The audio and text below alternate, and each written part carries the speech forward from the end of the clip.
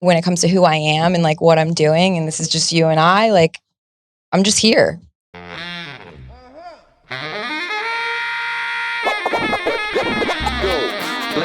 Ladies and gentlemen, you are now about to witness the journey that is the Lyfe Choyces podcast. Yeah! Tell me a bit about what's going on in your life right now, because we've talked a few times about different things that just kind of got a lot of conversation out of both of us. I'm 36. I don't know if that's a time in most people's lives where they start to shift more into the observer role. I kind of identify as that in general, like of my life. I'm just able to observe my life more now. And because of certain things that whether I chose them to happen in my life or, you know, life just happens, that kind of threw me in the deep end of being the observer. If I didn't, I would get lost within like the narrative of my ego. So right now I'm building a new collection of work, a new body of work. I don't say I'm an artist as like, that's my trade. That's like what I do for a living. I'm an artist in the sense that that's all I know. That's of myself. I create. Easier to say that you're a creator, not necessarily an artist. Artistry is how you express the creations that come through your mind. This is a very difficult subject for me to articulate. Okay. It's not that I haven't thought about it myself. The world that we live in today, we have to have titles. We have to have like, oh, this is my job description, or else like, how do you know what you need to hire me for, I guess, when it comes to who I am and like what I'm doing. And this is just you and I, like, I'm just here. I'm just observing my own process right now. I'm observing like, yeah, what am I? Like, I like what you're bringing up here, the fact of becoming an observer of one's own life. And it's absolutely where I've been at for the better part of probably 3 or 4 years, which is quite nice, is taking the time to realize that all of those things that you are doing is part of the process to get you to the point of, let's say, creating your collection. So whether it is that you are taking a freelance job of doing a logo like you did here at shout out DNA Wellness, or even if you're just out with your girlfriends having a drink in an evening, that's part of the process of observing what it is that you're doing, because essentially you're observing who you are, what you are, how you are, and how you're reacting to everything that's kind of coming into your life at that moment, which I would believe is an amazing thing as a artist, regardless of the genre, regardless of the medium. It allows you to pull from all of that process into creating what will be your larger body of work. There you go. Because I do the same thing right now. I'm observing like myself on the daily. As we talked a little bit before we hit record on the two things here, I vented to you a little bit on like the challenging days that I've had recently. However, I haven't let it consume me because I understand it's part of the process. And then I can use that into my artistry, which is currently building a podcast community by sharing my stories and other people's stories on just that. And you're saying like you're in that process now. You're saying 36, that might be a time for people to do it. I think it just varies on the individual. It's situational. I'm 46. Okay. And I only started this real deep observing of my life probably in the last 3 years. So at 43, you're 10 years ahead of that schedule, according to my life. On time for me, I guess. And on time for me. That's literally what I'm saying. And that's why I thoroughly enjoy conversating with people like yourself, because we have an energy that we can share, and we kind of know that right off the bat. Now, I'm not just saying you, me, I'm saying whenever we meet individuals of this nature, it's kind of comfortable to have a conversation because you almost feel like you can say whatever's going on up here, and it's going to be kind of understood on some level, or a conversation is going to have to bring each other up to that, oh, look, we're at kind of the same area, which is quite nice. That's also something I'm experiencing right now.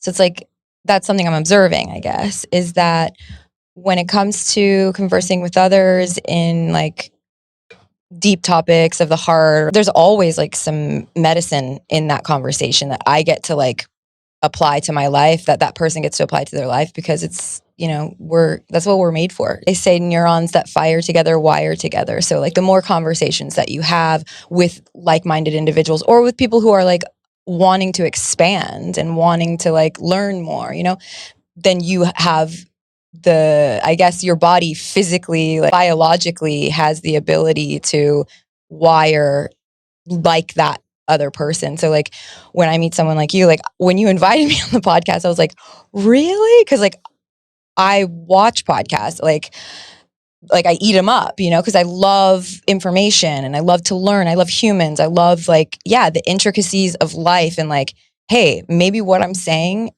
is not right at all or is not factual or whatever. But like, it's still like we're having the conversation and we're like creating what is. We could be creating something that is factual. Yeah.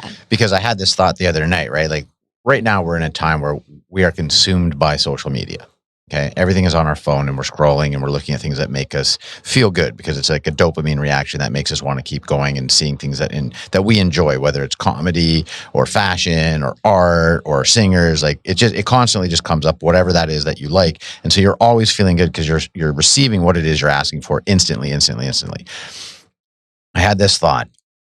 We base everything on like, okay, facts, books, research, right? But we're basing it on someone else that had written that or lived that or experienced it. And they put it into, in my day, an encyclopedia.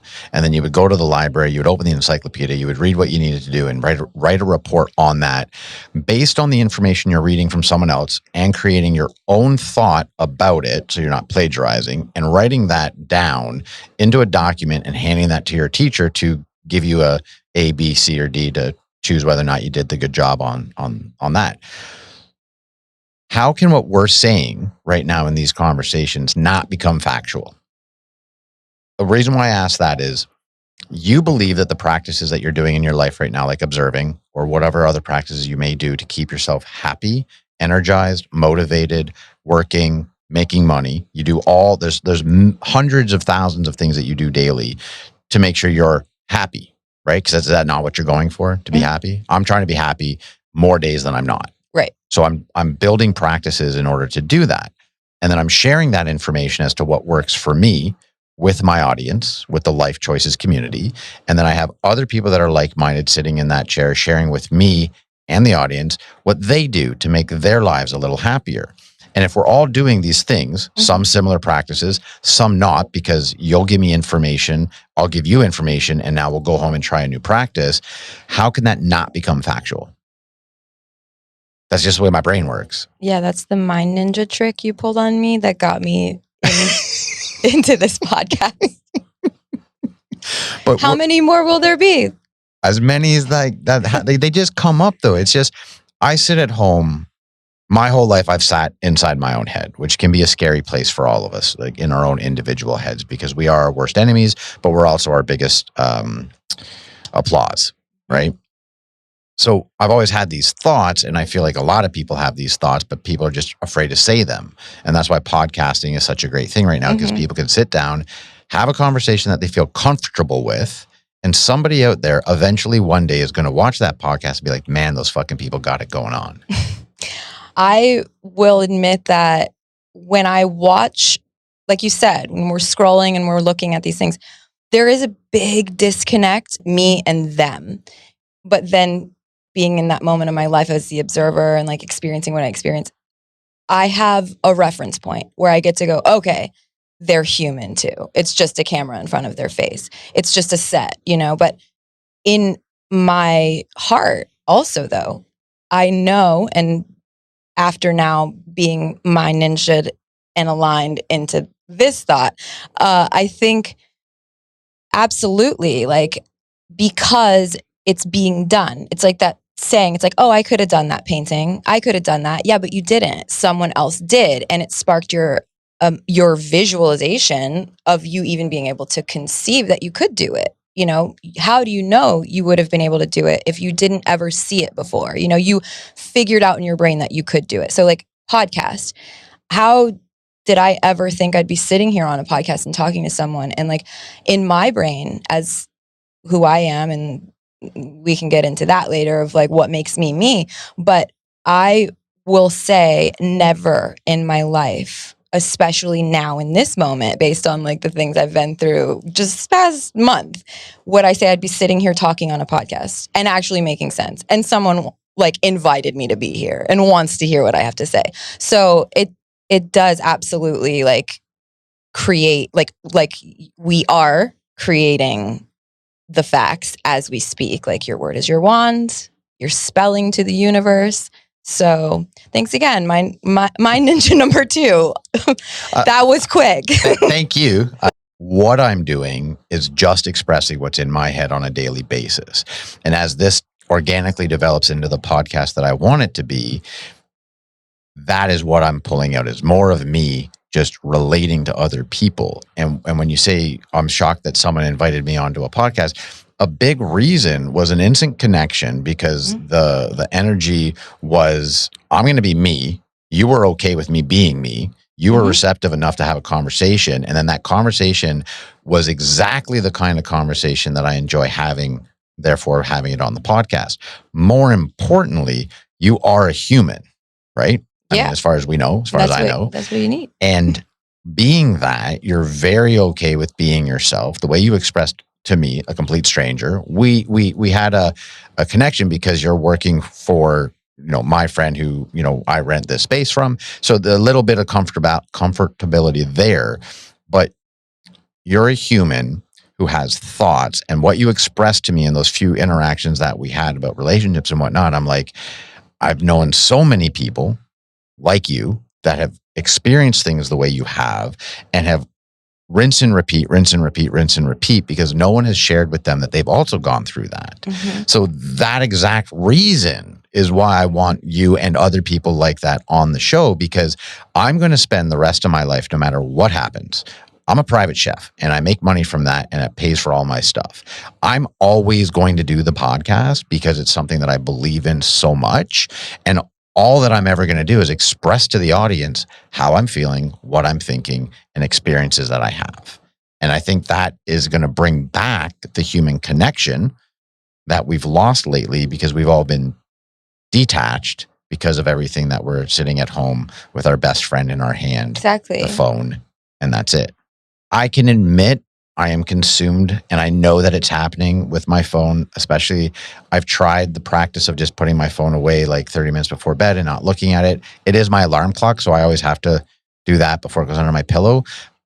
I really enjoy music. I really enjoy people that sing. So like before I go to bed, like it just like, it's kind of what's happening. And I'll be like, okay, I got 10 minutes before I need to go to bed. Okay. And 40 minutes later, I'm still swiping, listening to these 30-second songs. And at the same time, I'm aware of it because I'm observing me, right? And I'm looking at it and I'm like, dude, you are so fucking addicted to this thing. Your hand has been in this position with that phone for 45 minutes. And now you're going to have 30 minutes less of sleep than you wanted because you're still on this. And that whole thought is like in 10 seconds or maybe in like 5 seconds. And it's frustrating because I lived most of my life without the phone, without social media, without any of this internet, anything. And I lived a great, like, I look back, I lived a great life. Like, I may have not been happy all the time, but I was living my life and doing things.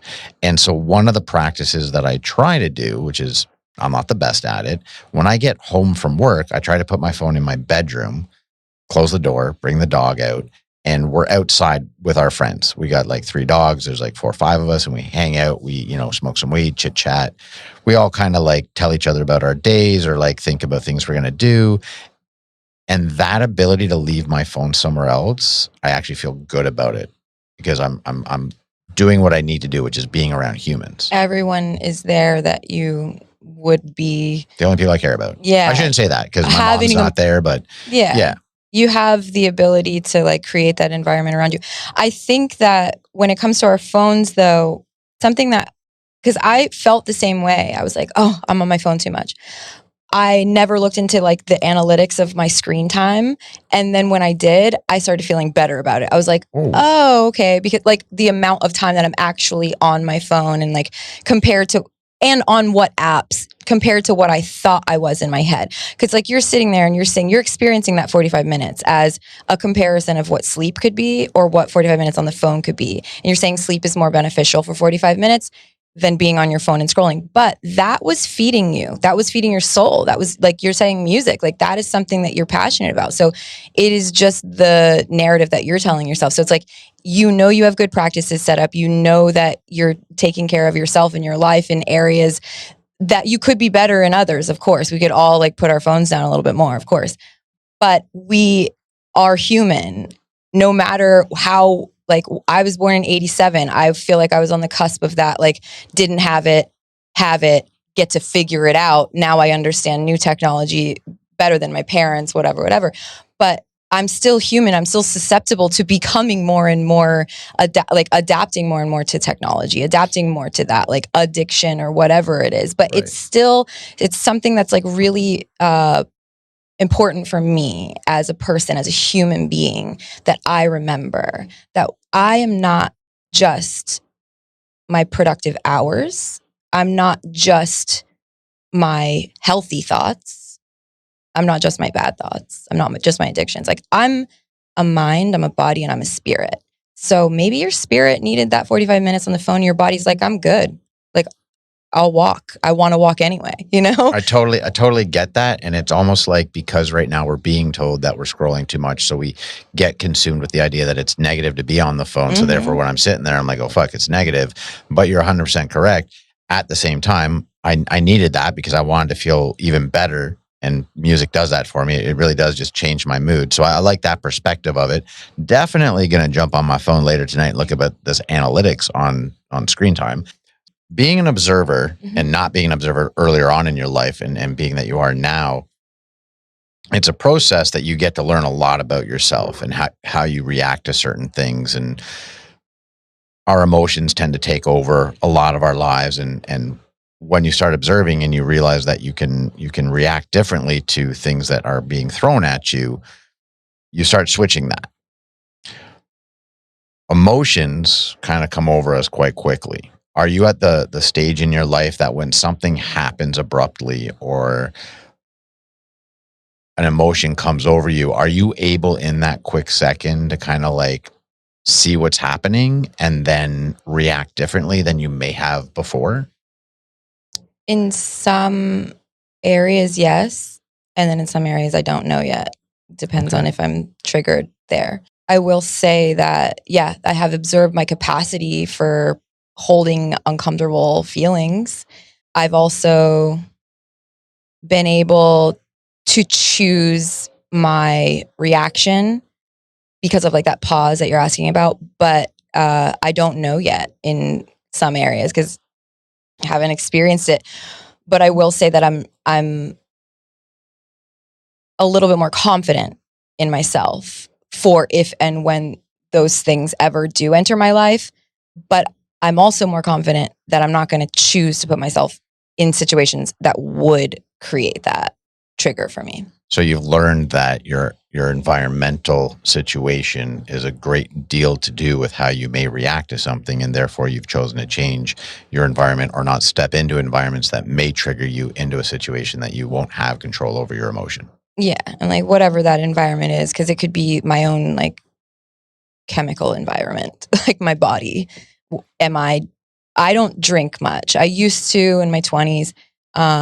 I did AA for a number of years, for about 6 years, which absolutely helped me like become a good human being and like just helped my brain develop a lot in the time frame that I did it. Because it was like 27 is when I started.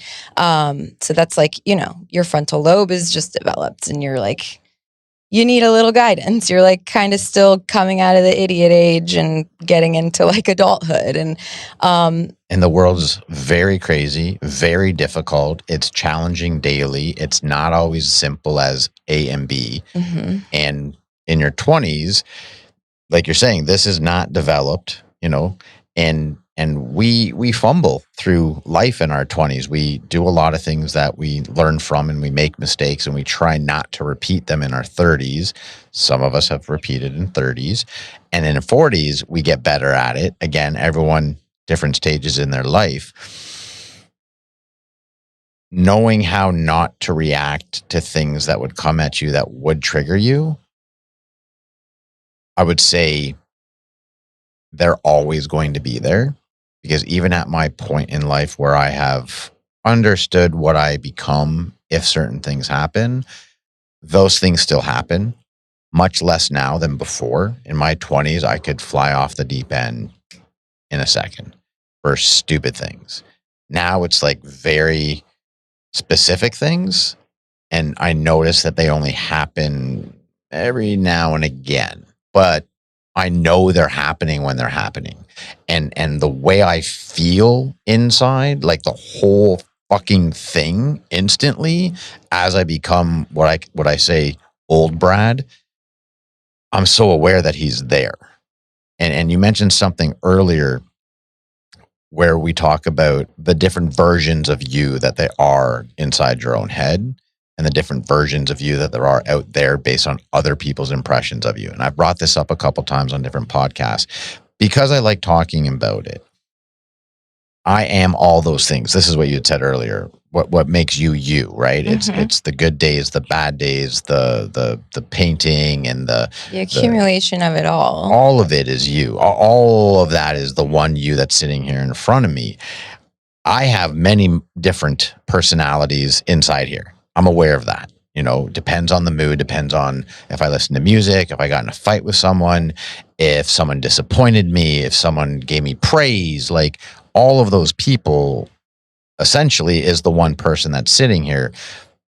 But knowing when each one of them shows up and how to react to them, I think is a really important thing. And it's not saying that I need to be committed, you know, because I have multiple personalities, you know. I'm just saying that depending on my mood, I could be a different person. I could articulate differently. I could be reactive instead of calm.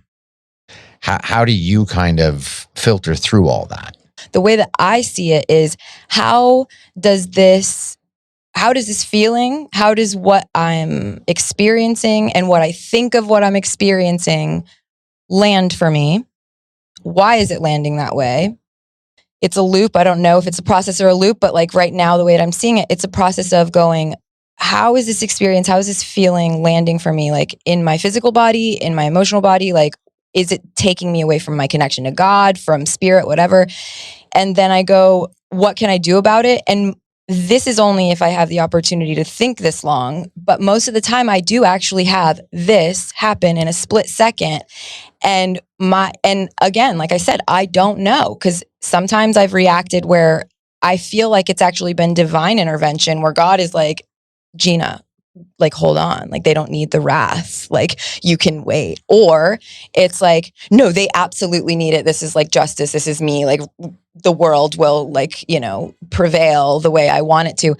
And then there's a process after that of like, what did I just do? How did I react? So like, I just think I'm consistently analyzing, and that's like observer. It's like, I know that that's all that I really am forever. And I woke up to that, like I'm saying, 36 years old. It's like, yeah, I've had a lot of problems in the past with anger, with the way I manage that. And that's a lot of challenges. Yeah, challenges, exactly.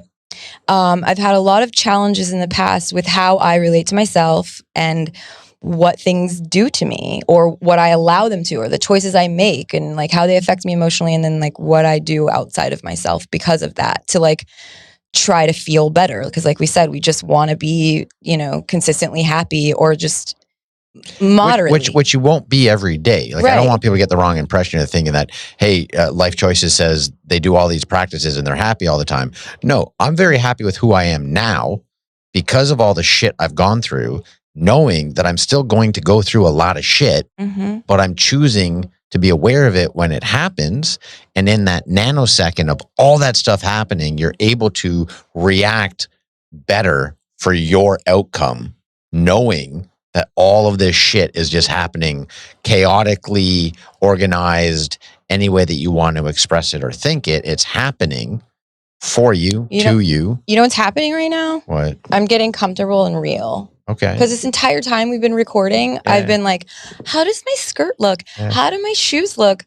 you know, I've been Thank in my you. head, and Thank you. and that worked. So I didn't say anything when we first started before we actually hit record. I've And never been on a podcast. And that's fine. That's fine. Again, everyone has their interpretation before they come. Mhm. And a lot of people always ask, well, what's it going to be about? What are we going to talk about? And I try to give them topics, write them on the whiteboard so they can see what that is. But this is the nuance of exactly what it is. That little moment right there, not being edited, because people need to see what real is. I don't care what you do or don't. And I told you that when we started. I was like, I'm an open book.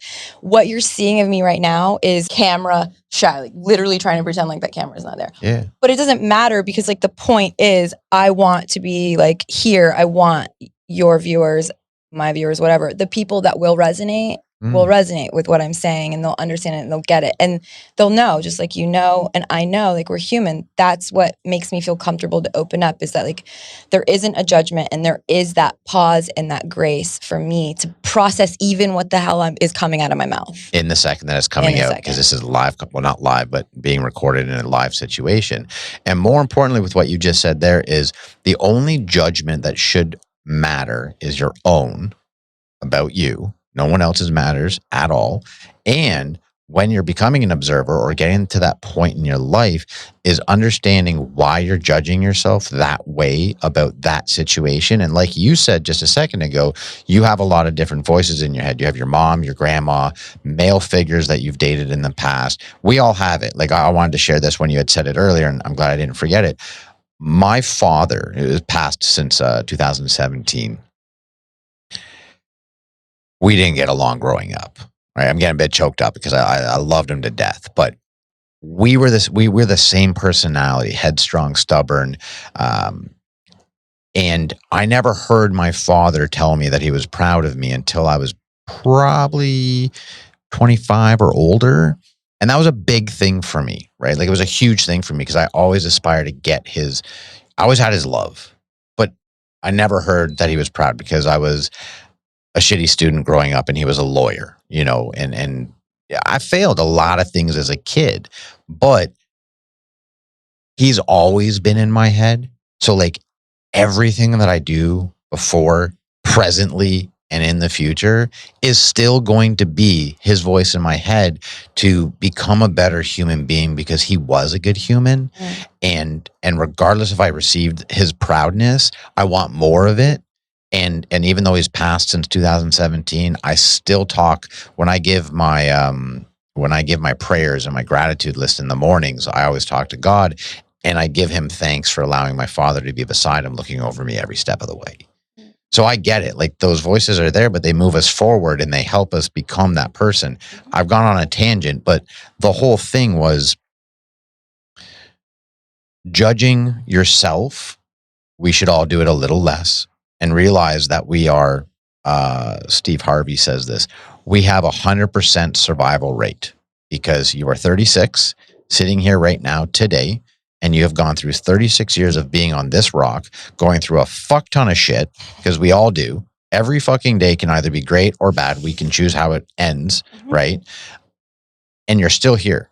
You're part of the wake up club, because God allowed you to wake up today. So you're part of that club, right? So you're a fucking survivor.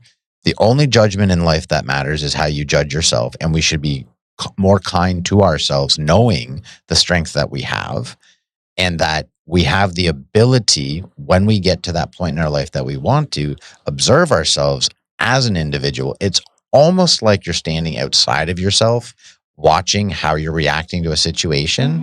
And some people might get that out of body experience. It happens to me in the instant that it's happening. And I'm aware of how I'm reacting to an individual. And sometimes I'm like, dude, you just brought out the old Brad. I'm fucking angry at you. I don't like it. I'm taking 10 minutes. I'll be back. And I just fucking walk off, because I'm not happy that that person is coming out, that reaction. So I'm instantly judging myself and making myself accountable for how I'm reacting to that individual. Whether they've done something good, bad, ugly, don't matter. I know better. And that's where I'm just saying, like, the judgment should only be your judgment, and we should be more kind to ourselves. Absolutely. And you just reminded me something when you were saying about observing and being in the moment. It's like, yeah, it's right now as we speak, like we're always doing it. And I read a book, Mickey Singer or Michael Singer, The Untethered Soul. It's literally what we're discussing right now. And I think that was my first introduction to it. And I think that was my first, it's on the shelf, guys. The Untethered Soul. Have you been to Temple of the Universe? I've not, no. Okay, so I'm halfway through this book, by the way. I won't spoil it for you, but at the same time, you already understand like where I'm going is like we are only forever the silent observer. But it's not that like I never was when I was younger. It's that I never allowed myself to be. Like I never allowed myself to identify as that. I identified with the narrative, which the narrative is happening just to narrate the world around me so that I know what the hell the world is around me. But like we said in the beginning, we are creating with our words, with our narrative, what the world is. So like the meaning to it, the feeling to it, all of it, like how we relate to it. So here's third and final mind ninja trick that you pulled on me. How are we really tying this up with a bow? Are you kidding me? Like all of it is an observation, life, everything, all of it. And the fact that I'm sitting here, like what I'm saying is just a dilution of the everything information read, that's coming seen, in, everything, watched, everything. And it's a limited perspective. But I am an expansive human being who's hungry for learning, who wants to share. So I'm going to try to find the coolest, dopest way to share that with you through my art, my words, my personality, my everything. So the world and environment that I do create is intentional, very intentional, and who I choose to share that with. Like we were talking about before, like with that you have a team of people around you that are amazing and awesome. You created that, just like the check marks on the list of the things that you want to do, those check marks will get done. You will have created that for another higher purpose. And it's just like, that's how we roll in life. And it's unbelievable how one is able to create the environment or the life they want. And this is the hard thing. The information's out there. We're reading it. We're watching it. We're receiving it through different platforms. And a lot of people still don't get it. When I was younger, I've always been this person, but like you said, I never identified it. I wasn't aware of what that was inside of me. Mm-hmm. And it was there. Like I said, my friends, since my early friends, always said, even when you're in a group, you always seem to be by yourself. And I remember Mick Rock said that to me, and I was like 20 years old sitting on the patio of our fraternity house, and I was sitting by myself. And and it's been true. I've always been inside my head, but I never knew what it was until much later. Like I'm talking like 38 years old, I took a trip around the world, and that's kind of what triggered the realest me ever. And now I'm losing my train of thought. I didn't know you were able to create your own environment. I thought just like, okay, we met these people. These are your friends. This is what you do every day. You go to bars, you do this. And that's what happens. That's how a lot of people live their whole life. Once I figured out that you can change your whole life by the way you think, speak, and act, things started happening. And I'll be honest with you, there was a period of time within my tight group of friends that I was kind of detaching myself from some of them because I was feeling a certain way. And again, that was just what was inside of myself. And I've said it so many times on the podcast, and I say it so many times out in the real world as well about how great my circle of friends are. And I get dumbfounded sometimes how you are correct. I created it. They created it because we are all part of the same unit. We're all individuals. We all bring something to the table, but we've all wanted to be surrounded by people that make us feel good. Or for men, at least, I can only speak for the man part. I don't know always how a woman feels. We just want motherfuckers we can count on. We just want a motherfucker to, like, when you call them, they're ready to go, right? Like I've noticed that with men a lot. Like I didn't mean to cut you off, but I noticed that about the difference between men and women. It's like we all want, obviously, like support system, and we all need community. But with men, what I'm observing through my male friends, because I've had a lot of female friends, but it's never been I've never allowed myself to get as intimate with women as I have with men on an emotional level. we can dissect that later, another episode. But with men, what I've noticed is there is always this underlying like brother feeling, like pact feeling, like primitive pact feeling, where it's like, I think it's hardwired into you guys. You need strength in numbers. And maybe that comes from like hunting. I don't know. You guys have to do compared to women in the world. And this is just me as this woman. And I identify as a woman. And I'm a doer. You see me climbing a ladder. Like, I'll do what I got to do to get the job done. But there are some things that I really think, thank God, I'm not a man. Like, I'm so grateful that no one asked me to help them move, that no one asked me to fix anything. Like, there's just things, but then there are things that I get to count on my male friends for. So absolutely. It's like when you're around the right people and they give you the right frequency at the right time, it's health, it's medicine. And you won't even know when the right time is or what's going to happen, because like I'm saying, like at times, because I'm an individual, like there were times where I was like, oh, maybe that person's feeling a certain way towards me, but maybe it was just inside my own head. You know what I'm saying? But a great thing is like when you change your environment and when you're willing to learn things, right? Especially things that they do, your group of friends, if you try to learn what they do, the desire for them to help you is even more, right? Because they've seen you try to do something on your own to a certain point, but then, hey, they think, oh, maybe I should just, give them a hand anyways, because, I could help them out a bit more. And like today, that like how your friends show up for you in ways that you can't even imagine, because obviously you talk to them, right? Like, I go to the gym with one friend and we talk about shit, or I get home and bounce ideas off of one friend. And then, of course, when they're alone or when they're together and you're not there, the conversation still goes because they're concerned and you don't even know that that's happening, right? Until they show up. And like, I don't want to get emotional, but I'm an emotional motherfucker. I'm literally... It's Valentine's Day. You're allowed. Oh, I give a shit about that day. So I'm having a rough couple of days, right? And I've expressed that a couple of times to a small group of people. And so today I had a couple of doctor's appointments and I ended up back at the studio and I couldn't do work yet because my eyes were dilated. So I just laid down on the couch for a minute and I'm just sitting there scrolling and whatever. And I'm having like some audio problems lately with the podcast. I'm learning. I'm only been doing this for not even a year yet. Season 3 is what we're recording right now. And I'm still learning all this technology. And I shit you not, like one of my friends that I haven't even really talked about the audio problem shows up, just walks up the staircase. Hey, what are you doing? Brian told me that you're having feedback issues. And I'm like, yeah, I am.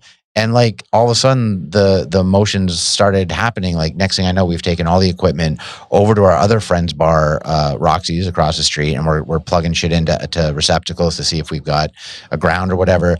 And then the other friend who's an electrician, he calls me and he starts talking to me. And then Brian, who runs DNA Wellness. Next thing I know, like everyone's fucking here.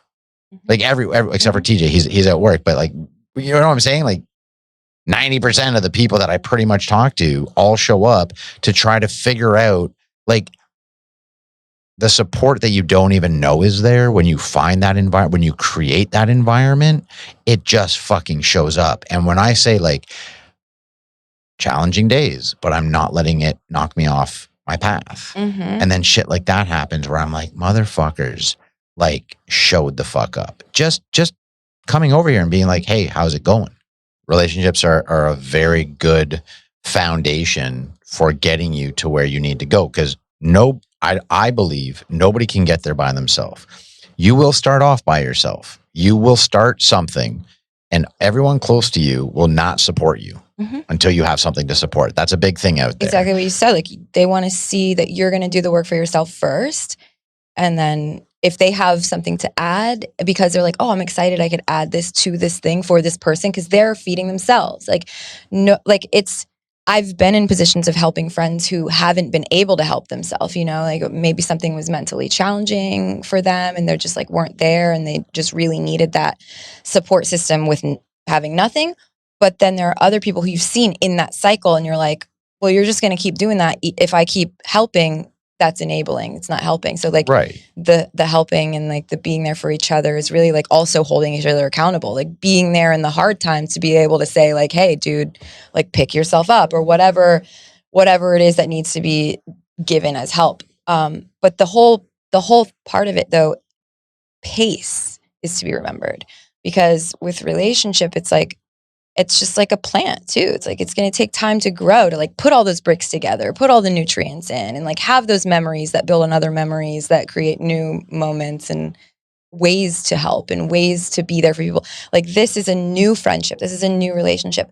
You don't feel as comfortable with me and I don't feel as comfortable with you as we know we could based on the comparisons of those other relationships.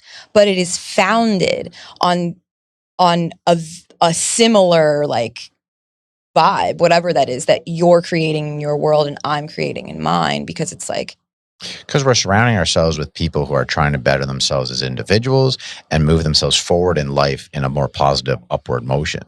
And why would we want to go hang out with someone who wants to sit at the bar with their head down, depressed and angry, drinking constantly? It doesn't make sense. I used to sometimes. I've talked about this. You don't know this about me, but the whole Lyfe Choyces community knows 7 years I spent pretty much drunk.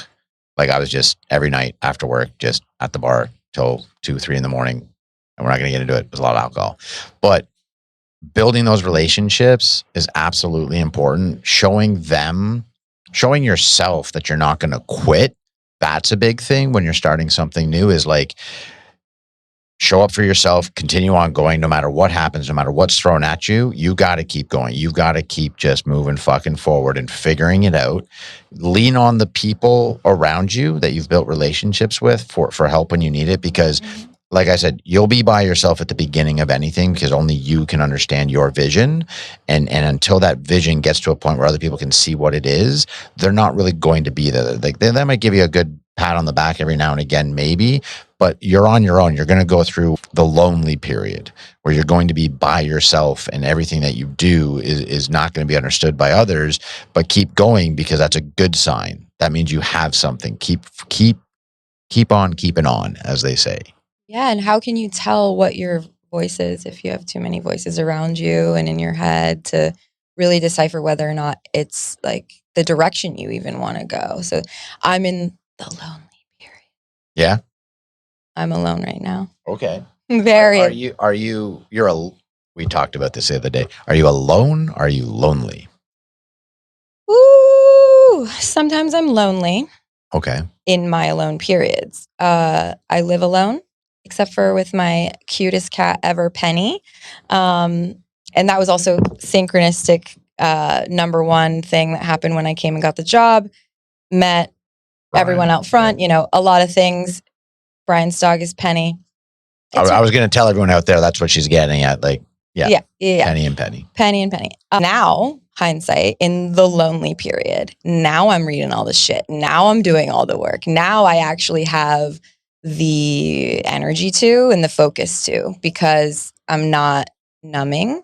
I'm not making excuses. I'm not distracting myself with a relationship and other people from the internal work that I need to do that has been causing me so much pain my whole life in every single relationship. So it's not that that person happened to be the most challenging person. It's that was the most challenging time of my life to have a relationship, because I was like, the bubble was there. It was like, it didn't matter who it was. It was going to be popped.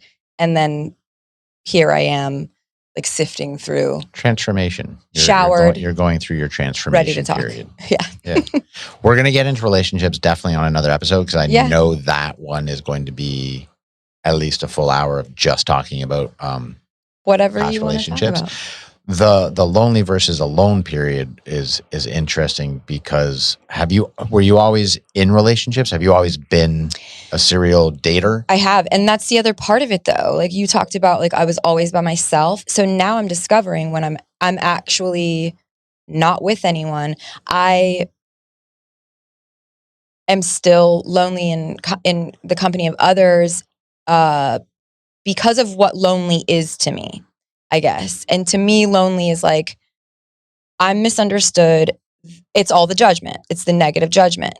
And it's like the lonely is the choice to not connect, to not do what we're doing. So like I will recluse, but sometimes it's healthy for me. Like sometimes it's like, yeah, I absolutely need to like not speak to anyone because it's just too much energy. I need to put that energy and focus somewhere else. I need to meditate. I need to eat a meal or whatever. Lonely to me is, yeah, not being understood, even if I'm sitting here with you. Like there is a tinge of loneliness for me. And I think I felt that my whole life in every relationship. And I'll say this, it'll always be there until you confront it. The loneliness aspect comes from your past experiences. And from what I understand, you may or may not let go of those. You may go through this whole life holding on to some level of those situations, therefore always feeling a little bit of loneliness. But I believe, just me, that if you put yourself in more situations like this, where you get to be yourself, have a conversation with someone who is not going to judge you and understand what that is, right? And then create the new memories, therefore the new responses based on those, then you can hopefully let go of any fragment of lonely that's left and only carry forward the moments of comfortable or just calmness or like, fuck, that dude understood what I was saying. Now, in that same sentence, I'm a man and a different individual than you.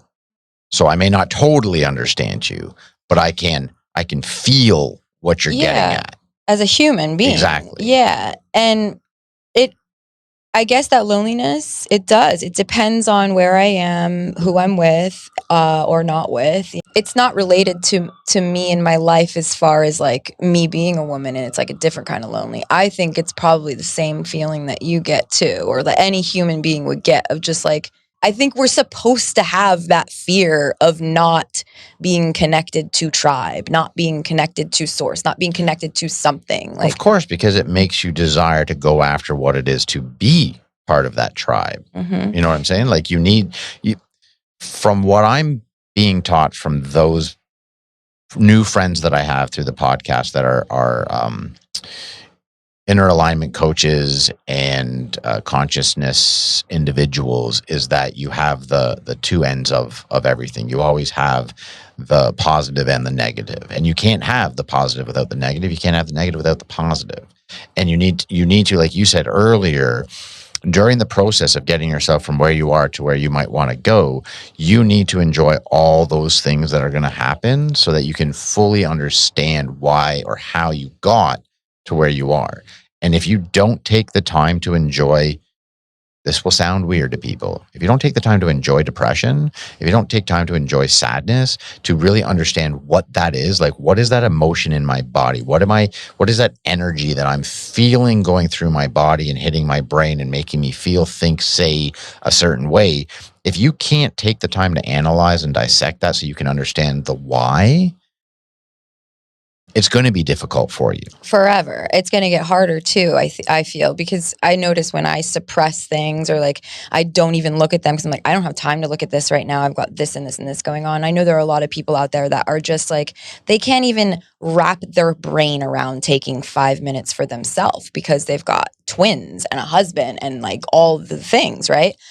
I get it. But exactly as you're saying, like, it's a choice. If we don't choose to like replace that 45 minutes of sleep with 45 minutes of music, our soul's gonna, self-destruct. Yeah, we're always balancing something. So it's never gonna be perfect. It's never gonna be exactly the way that we want it or expect it or visualize it. Learn that through art. And you just gotta make the best with what you've got, like you have yellow and blue. You can make green, or you can paint with yellow, or you can paint with blue, but you can't make purple, honey. And like, you can try and like win a prize. I don't know, but like, why stress yourself trying to figure it out when you can make like something else, and it will suit something else. So like me in this moment, like I am not where I hope to be in the near future, or where I see myself going, but I'm right here and I'm so excited to be here. And literally, yes, for the first time in my life, single and happy about it on Valentine's Day, because I'm processing, because I'm working, because I'm actually focusing on me and myself and like the choices that I'm making for myself. And that is going to feed into the other areas of my life. The observer part, that's getting stronger because I'm choosing to be the observer. And the stronger it gets, just like you said, it gives you more stamina in the pause moments. It gives you more stamina to like not go off in that direction and go, wait a second, let me reel it back in and just be present and see how all this is making me feel. What's crazy is the other night I actually had that out of body experience where it was like, I was crying. I don't know, this could be a hormonal thing because it was around my cycle time, but I was crying about something that I've been releasing from my past relationship, and I felt it all physically. But the emotional aspect that normally was in my, like, felt different in my brain. I don't know. This is why I call it an out-of-body experience. It felt very separate. It felt like my heart was experiencing the release and like the tears and the crying, like the cathartic part of letting it go and releasing. But my brain was still present going, this is okay. You're crying because you're sad. You went through a breakup. You're going through life. You're okay. You're safe. You have this, you have that. Because I was talking to myself through it, maybe that I can remember first time in my life, it didn't feel as big. It didn't feel as profoundly painful. It felt profoundly like cathartic and releasing and good. It was like for the first time, like a depressive cry that was like, I could literally feel it leaving my body. And I haven't cried about the same thing since. I've had a little bit more perspective on it. But it was like, as the tears were falling, I wasn't, like, I knew it was a sad cry, but my brain wasn't sad. It was like my body was releasing the sad. It's because your inner self and your physical being were aligning in that moment for that moment. And they came together, and when the inner self and the physical being come together in agreement on something, you get this overwhelming feeling of calm, and you just get it.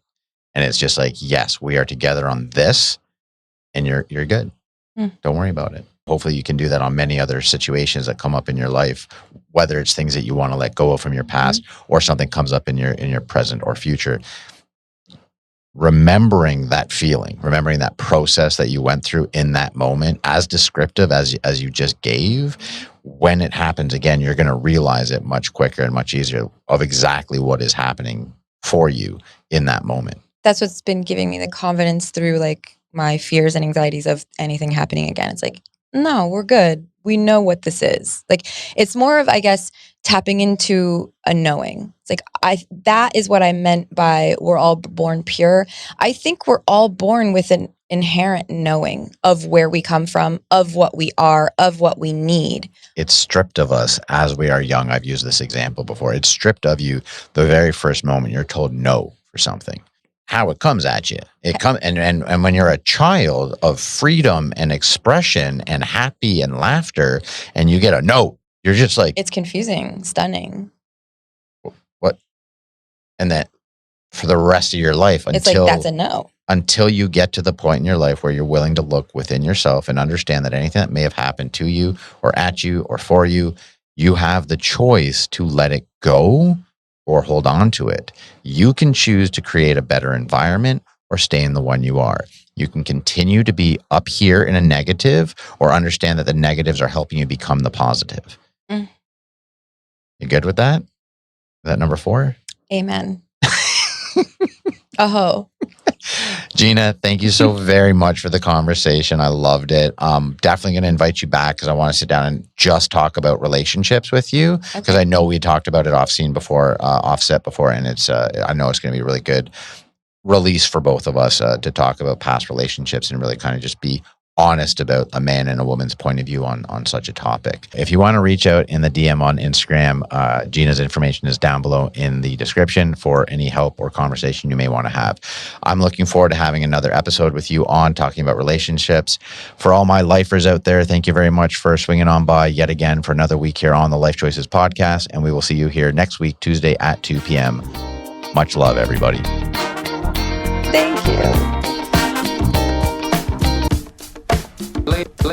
Ladies and gentlemen. You are now Now about The Journey, Life Choices podcast.